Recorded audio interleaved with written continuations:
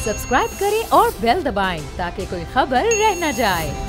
तरह से पाकिस्तान मेडल पे मेडल जीत रहा है, चाहे वो वर्ल्ड बीच रेसलिंग सीरीज़ हो या फिर कॉमनवेल्थ गेम्स हो। दोनों इवेंट में ही मुल्क की नुमाइंदगी की है हमारे हीरोज़ ने। और अभी हमारे यहाँ जीत के लेके आए हैं इनाम बट सिल्वर मेडल। पाकिस्तान का उन्होंने नाम रोशन कर दिया है दुनिया भर में, और पूरी दुनिया भर में उन्होंने हमारा सब्ज़ हलाली परचम सर बुलंद करके दिखाया। अगस्त का महीना चल रहा है, 14 अगस्त है, और हमारे लिए तो वैसे ही अवार्ड आ गया क्योंकि हमारे पाकिस्तानी स्टार्स दोनों इवेंट में इनाम जीत के आए हैं। हमारे साथ आज मौजूद हैं इनाम बट, उनसे हम बात करेंगे, सवाल भी करेंगे और पूछेंगे कैसा लग रहा है उनको। और आखिर गुजरावाला की जब बात आती है तो ये लोग कौन सी चक्की का आटा खाते हैं, मुझे ये भी उनसे सवाल करना है। खैर, इनाम बट हमारे साथ मौजूद है, हमें ज्वाइन कर चुके हैं। इससे पहले मैं आपको मुबारकबाद देना चाहूँगी, बहुत बहुत मुबारक हो आपको कि आपने सिल्वर मेडल विन किया है।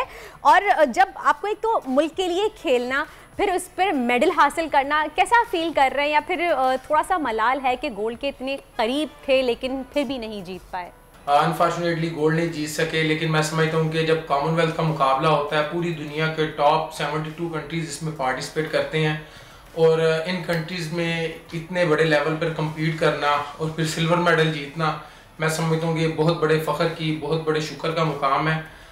बिल्कुल गोल्ड मेडल होता तो वो ज़्यादा खुशी थी उसकी कि मैं अपने मुल्क का तराना भी जो है वहाँ पर सुनता। लेकिन चले, मैं समझता हूँ कि गोल्ड मेडल ना सही सिल्वर मेडल मिल गया, तो ये मेडल चलिए जी, कोई बात नहीं, गोल्ड मेडल नहीं, सिल्वर मेडल ही से। अच्छा, कुछ अपनी फाइट के बारे में बताइए कि हुआ क्या था एक्चुअली, कहाँ पे थोड़ी सी कुछ आपको लगा हो कि कोई चूक हुई है, क्योंकि 2010 में आप ऑलरेडी गोल्ड मेडल ला चुके हैं, उसमें आपने इंडियन ओपोनेंट को हराया था, तो डेफिनेटली प्रेशर तो होगा इस दफ़ा ज़्यादा कि लास्ट टाइम गोल्ड 2010 में लेके आया हूँ, तो इस दफ़ा भी अच्छी परफॉर्मेंस रहे।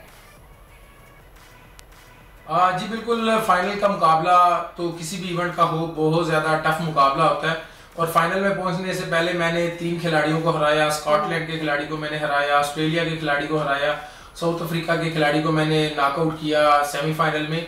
और अनफॉर्चुनेटली सेमीफाइनल के दौरान मेरे घुटने में मुझे इंजरी का सामना करना पड़ा, और बिल्कुल उसके 1 घंटे के बाद ही हमारा फाइनल का मैच था जिसमें मुझे टाइम नहीं मिल सका, और मैंने वो इंजरी के दौरान ही अपनी फाइट को कंटिन्यू मुझे करना पड़ा, और उसी दर्द के साथ मैं खेला। और इसके बावजूद भी अल्हम्दुलिल्लाह मैंने बहुत अच्छा मुकाबला किया, बहुत ज़्यादा क्लोज फाइट थी। जहां ताकत का मुकाबला हो, गुजरांवाला के एथलीट का ही नाम सबसे पहले आता है, तो ऐसा खास क्या है वहाँ पे? आप लोग कौन सी चक्की का आटा खाते हैं जो माशाल्लाह सब लोग टॉप पे हैं?